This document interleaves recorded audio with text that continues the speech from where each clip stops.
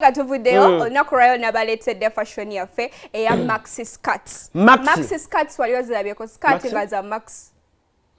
Skirt zibeera nnene nga zikkirira paka wansi mu kiwato bekwata bulungi naye nga zituuka wansi nga tezikwata mubiri gwonna gwonna. Zaakomyewo naye nga ate zaasinga beera nga tezicyanka mu 1960s era nga mwana mulenzi Oscar de la Renta creating zezino oyo prim oyo prim mchala wali personality okay. And it's so fashionable prim amanyi okwambala nze eri abawala bemanyi nga bakola ku radio naye nga bambazi nga abaana ba CBS abawala CBS bambala okugeza Pisidiani yekubye ebifaananyi bya birthday nga ayambadde ng'omukyala abantu bonna ne bakuba envuni bagamba naalongo yeggwe tebalina mulala mulabako mu maxi skirt ani Pisidiani okay, that is Lydia Jasmine nga naye ayambadde maxi skirt osobola ogistylingako buli kintu kyonna kyoyagala according to your sense of fashion. You can put on a crop top nga olabako ka crop top omwana ke yateerako ku CBS omuntu gwe mmanyi ayinza okwambala bw'atyo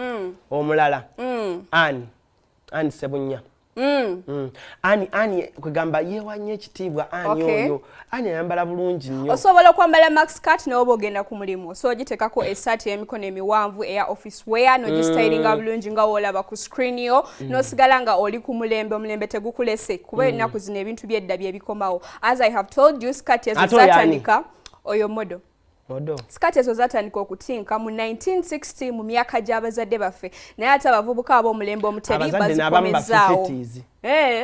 Ate ani oyo ng'alinga Betty Spice Diana nga leero simbadde simutegedde oyo Spice Diana abadde kyembadde ngenda okuddirizaako male ngenda gamba ng'alinga Betty waffe wano ku terefayina naye era abaana be bamu beddira kyekimu bannamukwaya.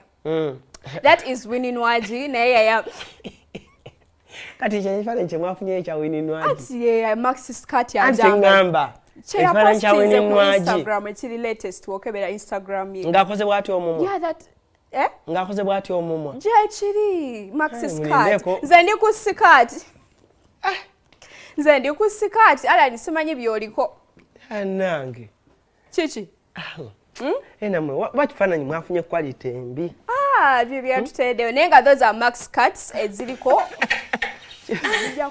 Walai, if you see it from far, I swear that's not abali ewaka screen bali kumpi fahimo ina gundi alani chichi so izo max skirts in most cases osobola zambalira ko divorce zakufana ncha Winnie Nwaji osobola zambalira ko crop top yes so Faima so of all pictures why did you get that one? I got that because wotunula ku Instagram ye kifaananyi kye akasembayo postinga nga yambadde maxi skirt.